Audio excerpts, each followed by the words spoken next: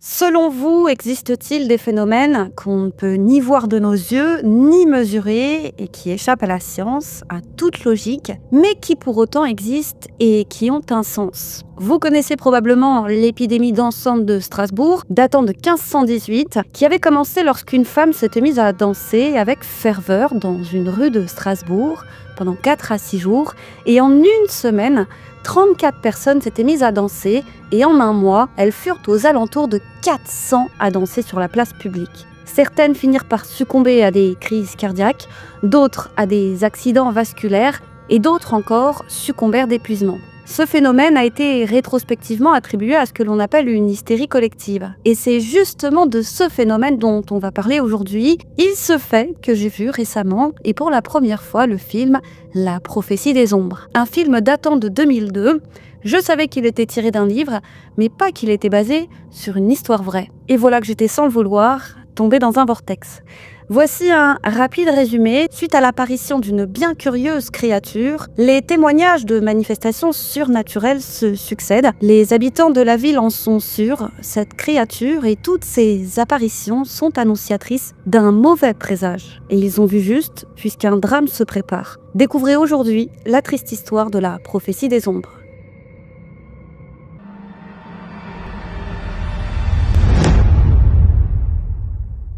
Comme toujours les amis, n'hésitez pas à liker la vidéo et à vous abonner.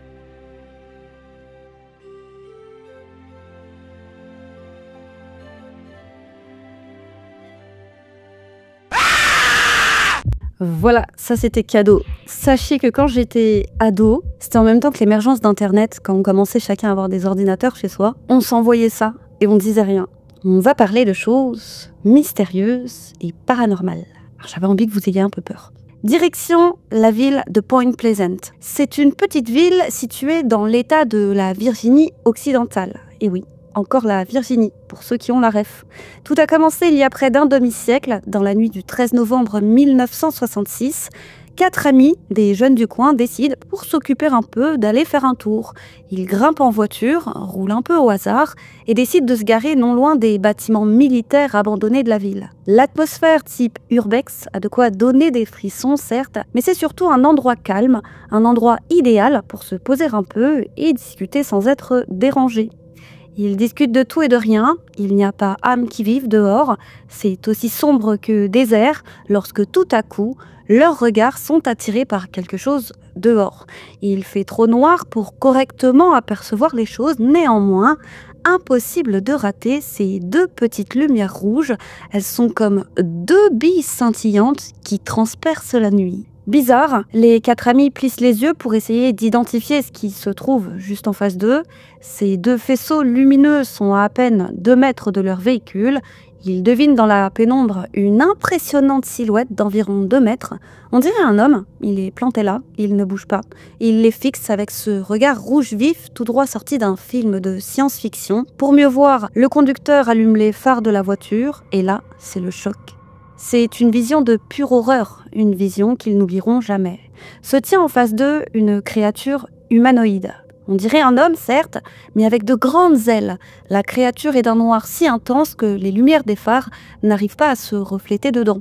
Exactement comme cette matière, le Vantablack, qui est le noir le plus intense du monde, si intense qu'il ne reflète pas la lumière. Ça donne d'incroyables effets d'optique. Si je dessinais au sol un large rond rempli de Vantablack, vous croiriez que c'est là un trou sans fond. Eh bien, là c'est pareil. C'est comme si cette créature absorbait la lumière.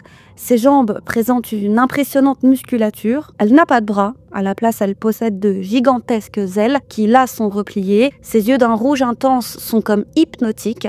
Elle a une fourrure ou bien des plumes, difficile pour les jeunes de voir correctement les choses. C'est la panique totale. Il n'en faut pas plus au groupe pour démarrer en trombe. Ils fuient comme des lapins. Et alors que le conducteur démarre, aussitôt la créature déploie ses gigantesques ailes, elle décolle et poursuit la voiture à une vitesse folle. Le conducteur accélère le plus vite possible et ouf, après une rapide course-poursuite, la créature fait demi-tour avant de finalement disparaître. Et c'est affolé que la bande d'amis part se réfugier au commissariat de la ville. Et il s'avère que le shérif connaît bien ces jeunes. Ce sont des jeunes du coin sans histoire, et en voyant leur air paniqué, leur état de nervosité intense, il comprend que quelque chose de grave vient de se passer.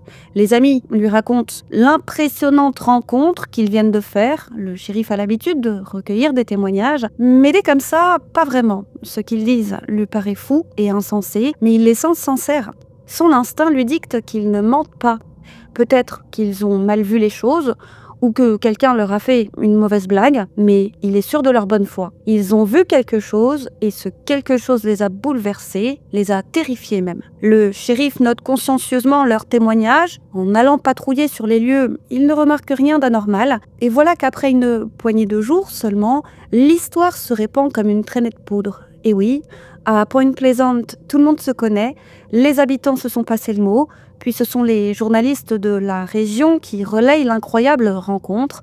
Un article en entraîne un autre, qui en entraîne un autre, et bientôt les journalistes surnomment ce monstre la créature Mothman, aussi appelé l'homme phalène ou encore l'homme papillon. Et puis l'affaire se propage dans les régions voisines.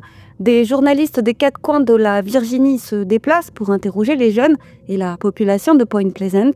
Cette histoire, qui ressemble plus à une légende urbaine qu'à autre chose, n'en reste pas moins vendeuse, et personne ne se doute qu'elle n'est que la première manifestation d'une foule d'événements extraordinaires. Et oui, voilà que dans la foulée, un habitant de Point Pleasant se présente au commissariat, paniqué. Puis c'est un autre, puis ensuite c'est un couple, puis ensuite une famille. Et ces témoignages qui se succèdent sont plus fous les uns que les autres. Les uns racontent avoir vu des soucoupes volantes dans le ciel, d'autres parlent de rencontres avec des extraterrestres venus les avertir d'une catastrophe imminente, d'autres encore indiquent que leur téléphone ne fonctionne plus très bien, quand ils décrochent, personne ne parle, on entend une sorte de grésillement, toujours le même, semblable à des interférences, et d'autres encore, habitant aux quatre coins de la ville, signalent la présence d'hommes étranges. Ils sont vêtus de costumes noirs, se baladent dans de grosses voitures noires, et selon les témoins, ces étranges men in black seraient à Point Pleasant pour intimider ceux qui disent avoir vu des ovnis, ou l'homme papillon, afin de les empêcher de témoigner. Pas de doute, ils restent en retrait, les observent avec des regards noirs. En bref, ils ont plus l'air hostiles qu'accueillants. Et les phénomènes sont tels que toujours plus de journalistes convergent vers Point Pleasant afin de recueillir toujours plus de témoignages. Point Pleasant devient alors le centre de l'attention du pays tout entier.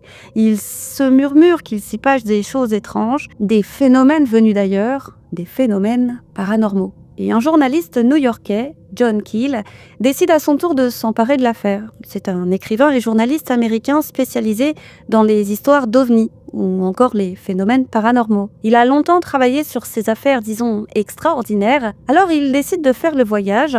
Il réserve une chambre dans un hôtel de la ville pour quelques jours, le temps de mener à bien son enquête. Mais lui qui pensait ne rester là que peu de temps, il y restera 2 longs mois. Il commence par interroger le shérif, puis les habitants, et au fur et à mesure qu'il collecte toujours plus de témoignages, il remarque une sorte de cohérence entre eux, comme s'ils n'étaient pas étrangers les uns aux autres, comme si chaque manifestation extraordinaire faisait partie de quelque chose de plus grand, d'un tout.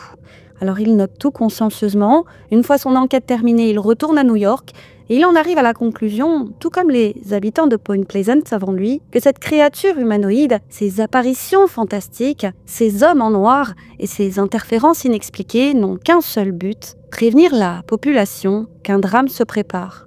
Pour lui, ce sont des messages d'avertissement annonciateurs d'une catastrophe. Lorsque son article sort, il est tantôt pris au sérieux, tantôt pris pour un fou. Plusieurs mois ont passé depuis cette fameuse rencontre entre les 4 jeunes et le Mothman, mais malgré le temps qui passe, John Keel n'en démord pas. Il est certain qu'il va se passer quelque chose, quoi et quand, il n'en a aucune idée, mais dans tous les cas, une catastrophe est sur le point de se produire. Les plus cartésiens tentent de trouver des explications à ces phénomènes, des monsieur et madame tout le monde qui se mettent comme ça du jour au lendemain à raconter des choses bizarres. Il y a forcément une logique à ça.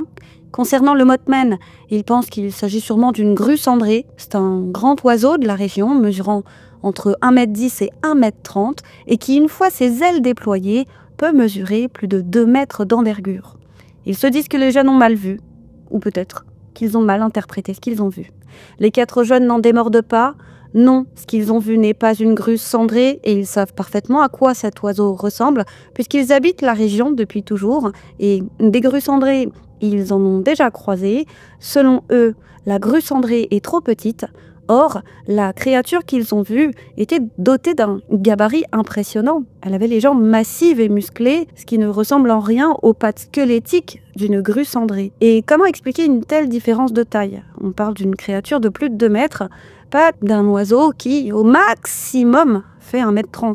Et puis, comment expliquer ses yeux rouges scintillants et le fait qu'une grue cendrée ne s'aventure pas en temps normal dans un complexe militaire bétonné et aussi loin de son habitat naturel. Non, non et renon, ce n'est pas un oiseau, c'est une créature humanoïde encore inconnue. Mais c'est aussi une fin de non-recevoir pour les plus sceptiques qui en arrivent à la conclusion que les uns et les autres se sont influencés. Ils vont donc expliquer ces apparitions toutes plus farfelues les unes que les autres en expliquant qu'il s'agit là d'une hystérie collective. Et une hystérie collective, c'est, je cite, un phénomène d'impression collective, généralement de menace, réelle ou imaginaire au sein d'une population ou d'une société. Elle est également nommée maladie psychogène de masse ou encore hystérie de masse ou encore comportement obsessionnel collectif. Les habitants se seraient inconsciemment influencés les uns les autres. Ils ont ainsi et malgré eux interprété divers événements, peut-être même qu'ils en ont inventé. Après tout, l'esprit humain peut être très fertile et jouer de sacrés tours. Et des exemples de psychose collective, il en a existé de nombreux à travers les âges. Il y avait donc cette épidémie dansante, à Strasbourg, certes, mais pas que. L'une des plus célèbres n'est autre que les procès des sorcières de Salem. C'est lorsqu'en 1692 et 1693, une centaine de personnes avaient été arrêtées dans plusieurs villages du Massachusetts et jugées pour hérésie, à la suite de quoi 14 femmes et 6 hommes avaient été condamnés à brûler vifs sur le bûcher. Ça, c'est pas tout à fait vrai puisque dans les faits, ils ont été condamnés à la pendaison. Un an durant avait eu lieu une véritable chasse aux sorcières.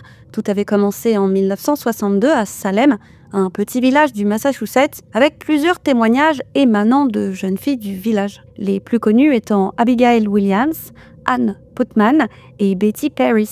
Elles avaient accusé plusieurs habitants de la ville de les avoir envoûtés. Selon elles, ils étaient des sorciers et des magiciens alliés de Satan. Et puis, ça a fait un effet boule de neige. Tout le monde se mettait à balancer tout le monde. Tout avait précisément commencé pendant l'hiver glacial à la fin de l'année 1961, début 62. Betty Paris, fille du révérend Samuel, et la nièce du révérend Abigail Williams, âgée de 11 ans, avaient demandé à la servante indigène de la famille Paris, une certaine Tituba, de leur apprendre l'art de la divination. Chose qu'elles avaient longtemps cachée puisqu'il est strictement interdit par leur religion d'apprendre ce genre de choses. Tituba avait accepté, elle fut d'ailleurs l'une des premières accusées. Sachez qu'elle avait été retirée enfant à sa famille, originaire des Barbades, puis qu'elle avait été vendue au marché des esclaves. Et lors d'une séance de divination, l'une des fillettes a été prise de panique. Elle a affirmé avoir eu des visions. Elle en a eu le souffle coupé. Puis, ce sont les 2 fillettes qui s'étaient alors mises à agir de manière, dit-on, étrange. Elles parlaient dans une langue inconnue, marchaient d'une étrange manière. Elles traînaient des pieds, comme si elles étaient en situation handicap. Elles se cachaient comme ça, sans raison, étaient en proie à des hallucinations et à des convulsions régulières. Tituba fut la première inquiète. Elle décida d'utiliser les croyances et pratiques de ses ancêtres de la Barbade pour venir en aide aux fillettes. De sa propre initiative, elle a préparé un witch cake. C'est un dessert surnaturel qui est utilisé pour identifier les mauvais esprits et autres malfaiteurs. Elle a fait manger ce gâteau à un chien. Elle espérait ainsi identifier celui ou celle qui avait fait du mal aux fillettes. Mal lui en était pris, puisque lorsque le révérend Paris a découvert ça, il est devenu fou de rage et l'a aussitôt accusée d'être une sorcière et d'avoir envoûté les fillettes.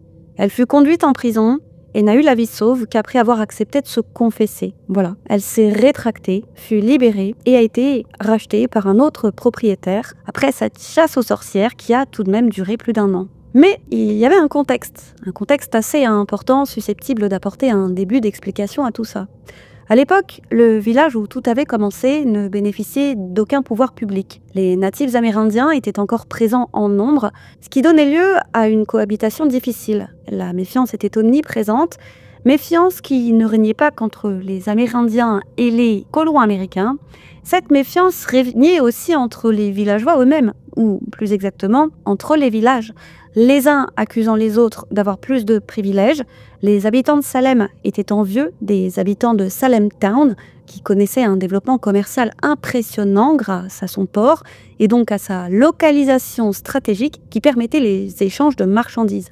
Sans compter que la piété et le puritanisme étaient de rigueur à cette époque. L'influence de la religion était colossale. Les pasteurs étaient un peu comme les shérifs d'aujourd'hui. Il y en avait un par communauté et ils étaient considérés comme des guides, des censeurs et des juges. À cette époque, le monde invisible faisait partie intégrante de la vie des villageois. Alors quand ces jeunes filles sont venues se plaindre d'envoûtement, elles ont aussitôt été prises au sérieux. Et c'était parti. Après Betty et Abigail, d'autres fillettes de notables de la région s'étaient mises à développer les mêmes symptômes, hallucinations, langue inconnue, etc. Principalement des fillettes des régions rurales qui s'étaient mises à accuser des citoyens de Salem Town. Et elles étaient originaires de Salem. Nombre de ces citoyens avaient simplement eu le malheur d'avoir causé du tort aux familles de ces fillettes. Et c'était un peu les riches contre les moins riches. Alors les prisons s'étaient remplies à la vitesse de l'éclair, toujours plus de personnes développaient les mêmes symptômes. De ce fait, tout le monde était susceptible d'être accusé de sorcellerie et le phénomène avait pris fin 1 an après, provoquant au passage la mort d'une vingtaine de personnes. Et beaucoup d'accusés avaient été relâchés car les autorités avaient découvert que ces accusations cachaient en réalité des litiges, souvent d'ordre financier. Et rétrospectivement, les spécialistes ont attribué cette vague de symptômes et de délation à une hystérie collective mélangée à des dénonciations malveillantes. Le gouverneur royal du Massachusetts avait déclaré, je cite, « Il apparaît préférable que 10 sorcières suspectées puissent s'échapper plutôt qu'une personne innocente ne soit condamnée. » Je pourrais vous citer d'autres exemples d'hystérie collective. Il y a eu de 1892 à 1904 une épidémie qui a été appelée l'épidémie d'écriture tremblante. La main droite d'une fillette de 10 ans habitant Cropstins, alors je suis désolée, je ne sais pas comment ça se prononce, a commencé à trembler. Phénomène qui s'est par la suite propagé à l'ensemble de son corps et qui a ensuite atteint 19 autres élèves de son école. Une épidémie similaire a touché 20 personnes à Bâle, en Suisse. Et puis, 12 ans plus tard, dans cette même école, c'est une autre épidémie qui cette fois a touché 27 élèves. Et on n'a jamais réussi à expliquer tout ça. Et plus récemment, on a eu l'empoisonnement d'un étudiant au Kosovo en 1990, un certain Zoran Radovanovic. On n'arrivait pas à en trouver les causes. Et puis, ce sont au total au moins 4000 personnes, pour la plupart des Albanais de souche, qui ont commencé à développer les mêmes symptômes. Et selon les spécialistes, c'était là le résultat d'une hystérie collective. C'est donc de cette manière que la science et les plus cartésiens voyaient ces témoignages émanant de Point Pleasant. Pour d'autres, c'était juste des canulars de gens qui s'ennuyaient un peu trop dans leur vie. Et pour d'autres encore, c'était une sorte de légende urbaine, je ne sais pas si à l'époque ce terme existait déjà, que beaucoup prenaient trop à cœur. Mais alors qu'un an, presque jour pour jour, s'était écoulé depuis la première apparition du Mothman, le journaliste John Keel et nombre d'habitants de Point Pleasant restaient malgré tout convaincus qu'un malheur allait s'abattre sur la ville. Ils étaient encore nombreux à penser que cette créature, qui hantait la ville et qui était impressionnante certes, n'en restait pas moins inoffensive, comme si elle était là à attendre l'inéluctable et que sa présence avait pour seul objectif, comme de prévenir les habitants, et qu'elle rôdait, là, encore et encore, dans le seul but de leur faire des piqûres de rappel.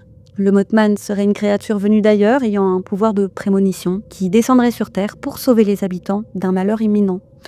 Mais d'autres habitants, vous imaginez bien, avaient oublié. Voilà, ils étaient passés à autre chose. Le journaliste Keel, quant à lui, était resté obsédé par cette affaire, au point de toujours consacrer plus de temps à l'étude de ces phénomènes. Point Pleasant hantait ses jours et ses nuits, et il n'avait de cesse, lorsqu'il était interrogé, de soutenir sa version. Il disait en gros « Prenez-moi pour un fou, mais je vous le dis, ces événements sont annonciateurs de quelque chose de grave, et cette créature s'est manifestée pour nous aider. Alors, préparez-vous. » Et devinez quoi? Eh oui, un drame, d'une ampleur encore inégalée à Point Pleasant, était effectivement sur le point de se produire. Et je trouve cette synchronicité d'événements assez folle. Ça s'est passé le 15 décembre 1967, et pour rappel, l'apparition du Mothman, donc l'homme papillon, avait eu lieu le 13 novembre 1966, c'est presque à 1 an jour pour jour d'intervalle. Nous sommes donc le 15 décembre de l'année suivante, en fin d'après-midi. C'est l'heure où la plupart des habitants quittent leur travail, l'heure aussi où on va chercher ses enfants, en somme, c'est l'heure de pointe.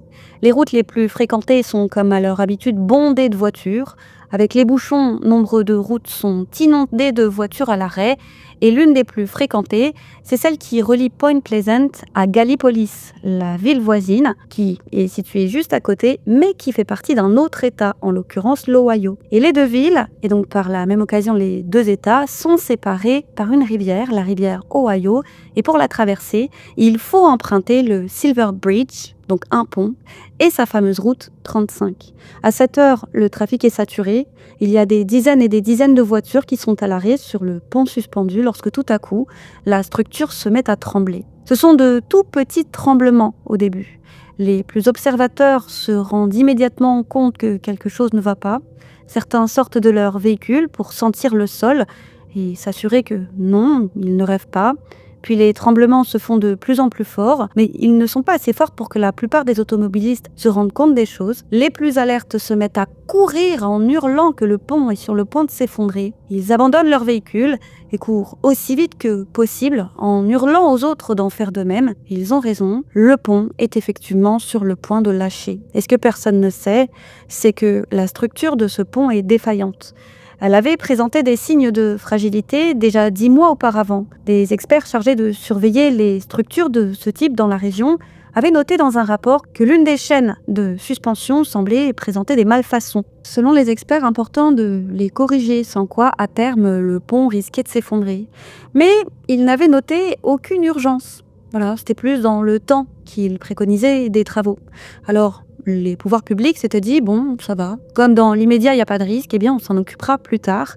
Et la structure paraissait tout à fait solide. Et comme il n'y avait qu'un seul œillet de toute la chaîne de suspension qui était concernée, les autorités s'étaient dit, on le fera, mais plus tard. Sauf que donc, 10 mois plus tard, l'œillet de la structure a lâché, puis un autre, puis encore un autre. Le pont suspendu s'est mis à trembler, doucement, puis de plus en plus. Et quand il y a enfin eu de grosses secousses sur la structure, il était trop tard pour nombre d'automobilistes. Ils étaient restés dans leur voiture à observer ce spectacle étonnant de cette poignée de personnes qui couraient en hurlant. Elles avaient l'air un peu folles. Personne ne comprenait vraiment leur comportement. Peut-être même qu'ils se sont dit, mais c'est quoi ces zinzins? Moi, je vais rester bien en sécurité dans ma voiture, et puis tiens, je vais verrouiller les portes. Et puis, c'est la secousse de trop. Le pont commence à se fissurer, ça craque de partout. C'est enfin la panique. Les uns et les autres se précipitent hors de leur véhicule. Mais pour certains, c'est trop tard. À une vitesse folle, le pont se brise en deux, entraînant des dizaines et des dizaines de voitures, de femmes, d'hommes et d'enfants, 210 mètres plus bas, dans l'eau glaciale de la rivière Ohio.